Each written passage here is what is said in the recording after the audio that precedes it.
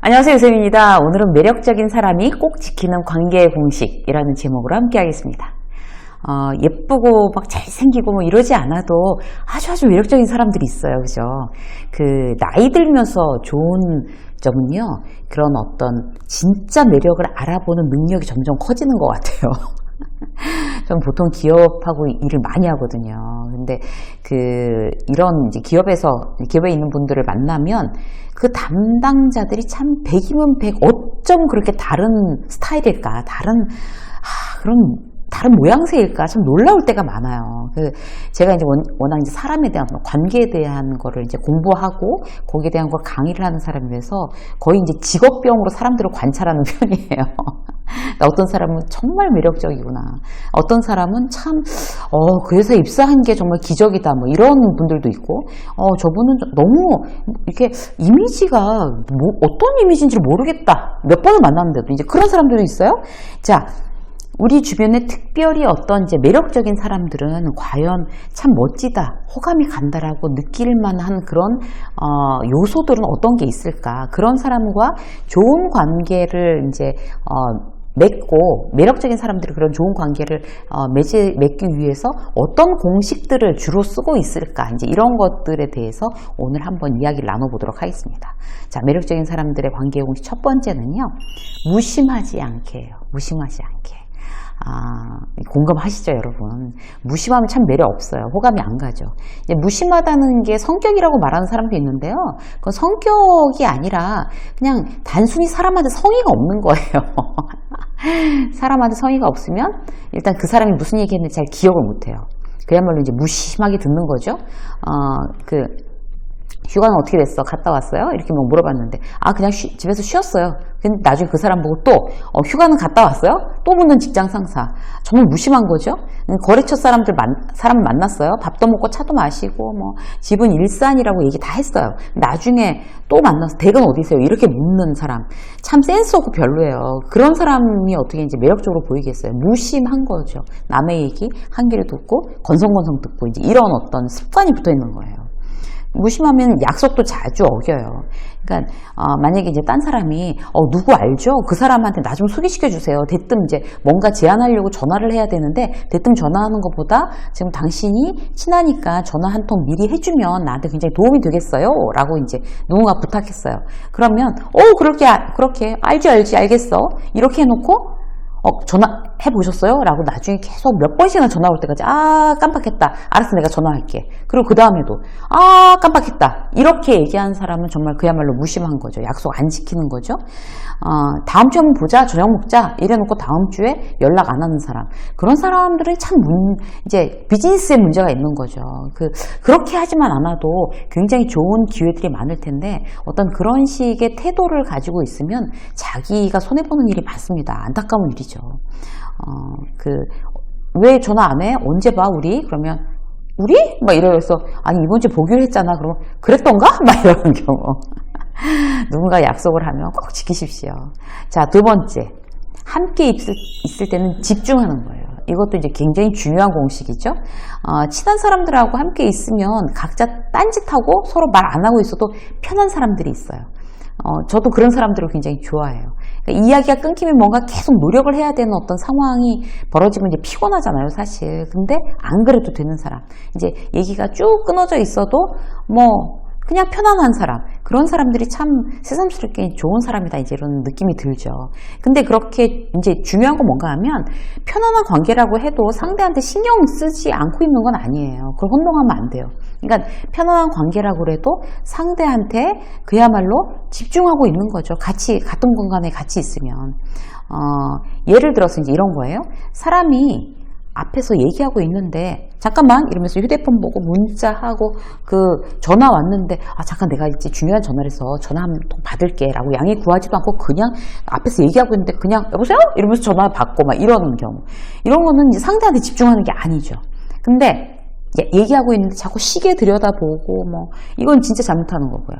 근데 이제 친한 사람은 계속 얘기를 하지, 계속 같이 하고 있지 않고 나는 책 보고 있을 테니까 나는 너 뭔가 이제 딴 거 이제 휴대폰으로 뭔가 이제 뭐 하고 있을 테니까 너는 그 노트북으로 일을 해. 라고 이제 둘이 이제 서로 같이 같은 공간에 있다고 치자고요. 그런데 그러면서도 딴 일을 하면서도 집중하는 것이 대단히 매력적인 사람들의 관계 공식입니다. 이제 이렇게 하는 거죠.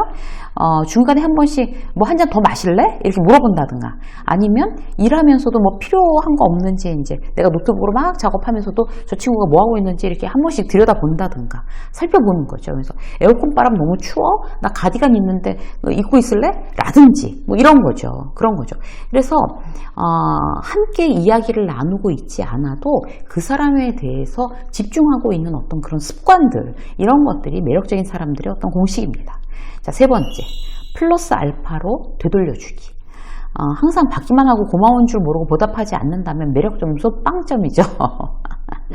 호의가 계속되면 그게 권리인 줄 알아요. 그래서 아주 작은 배려 당연하게 여기면 상대의 마음은 돌아섭니다. 결국에 예를 들어서 이제 이런 거예요. 아침마다 이제 커피를 이제 핸드드립으로 이제 커피를 내려주는 막내 사원이 있어요. 팀장님 오셨어요? 그래서 이제 커피 좀 드릴까요? 그래서 커피도 주고. 근데 이제 팀장은 그걸 이제 어느 순간부터 이제 당연하다고 생각해요. 내가 팀장이니까 커피 주는 거야. 근데 사실 그렇지 않아요. 세상 많이 달라졌죠? 자기 커피는 자기가 내려 마시는 게 원래 맞습니다. 그런데 내가 핸드드립에 커피를 내릴 줄 모르고 그 정서적으로 그 회사의 문화는 이제 팀장한테 커피를 갖다 주는 게 지극히 정상적인 문화인 그런 회사다. 이럴 경우에는 그렇게 매일 커피를 나한테 정성스럽게 갖다 주는 홍길동 씨한테 플러스 알파로 뭔가 보답하는 거. 그게 바로 매력적인 사람들의 관계 공식이라는 거죠. 기본적으로 관계는 이제 상호작용이에요. 그래서 이제 어떻게 해야 돼요? 홍길동 씨한테 홍길동 씨 이제 매일 나한테 커피 줘서 내가 스타벅스 쿠폰 이거 이제 카톡으로 이렇게 막 쏴주는 거 있잖아요. 내가 이거 스타벅스 쿠폰 내가 보냈으니까 친구들이랑 커피 마셔요. 나 맨날 커피 타줘서 내가 고마워서 주는 거야. 뭐 이렇게. 그래서 그런 어떤 이제 보답 플러스 알파에서 보답하는 거 이게 바로 매력적인 사람들의 아주 상식적인 관계 공식인 거죠. 일방적인 건 건강한 관계라고 할 수 없습니다. 누군가 나한테 호의를 베풀면 나 역시 그만큼의 호의에다 플러스 알파해서 되돌려주는 그런 습관, 그런 감사의 표현들을 오늘부터 이제 한번 실천해 보시죠. 자, 네 번째는 뭔가 하면요. 다름에 대한 존중이에요. 매력적인 사람은 다름에 대해서 나와 굉장히 다른 점에 대해서 그럴 수도 있겠네요. 참 특별한 취미세요. 상당히 새롭군요. 신선해요. 이런 표현들을 씁니다. 내 입장에서는요, 상당히 독특한 이제 그 사람의 어떤 취향을 보면서 너무 이상하다. 어머머, 별일이야. 이렇게 이야기하는 사람들이 있다니까요. 그런데, 이상하다라는 거는 솔직히 정확한 표현은 아닌 거죠. 이상한 게 아니라 나랑 굉장히 다르다라는 그런, 독특하다라는 어떤 이제 그런 표현들이 훨씬 나은 거죠. 내가 다름에 대해서 굉장히 존중하고, 거기에 대해서 내가 굉장히 그걸 포용할 만한 넉넉한 어떤 마음을 가지고 있느냐가 그 사람의 매력도를 결정합니다. 예를 들어서 이제 지난번에 있었던 일인데요. 제가 이제 강의를 했어요. 제가 강의를 했는데 그 다음 타임에 이제 강의를 들어오시는 분이 있었어요. 그래서 전 나오고 복도에서 이제 그분을 만난 거예요. 그분은 근데 그분도 이제 꽤 유명한 이제 교수님인데 위에다간 자켓을 입고 밑에다간 반바지를 입고 오신 거예요. 그분이. 그래서 보고서 이제 제가 이제 되게 재밌었어요. 그래서 안녕하세요. 이제 인사하고 이제 온 다음에 나중에 교육 담당자랑 이제 그 얘기를 이제 할 기회가 있었는데, 그래서 교육생들의 반응이 어떻던가요? 그분에 대해서 이제 이걸 물어봤어요. 이제 저도 이제 신기하니까. 그러니까 교육 담당자가 얘기를 하는 거예요. 너무 극명하게 나뉘었대요. 교육생 중에 일부는 되게 재밌는 분이라고 이제 재밌어 하면서 더욱더 그 강의를, 이게 일단 모습이 재밌으니까 그 강의를 더 흥미롭게 들은 이제 직원들도 있고, 어떤 직원들은 예의가 없다라고 생각하는 직원들이 있다는 거예요. 그래서 제가 이제 그걸 들으면서, 그러니까 자기가 그렇게 입지 않으면 다른 사람이 그렇게 입은 걸 보고 예의가 없다고, 이상하다고 얘기를 하는구나. 이제 그런 생각을 또 하게 됐어요. 그런데 중요한 건 뭐예요? 그 사람의 취향을 존중해 주는 거죠. 그 사람은, 저 사람은 저런 취향을 갖고 있군. 재미있네. 이 정도. 그 정도만 해도 대단히 이제 우리의 이제 좀 넉넉한 품을 이제 매력으로 발산할 수 있습니다.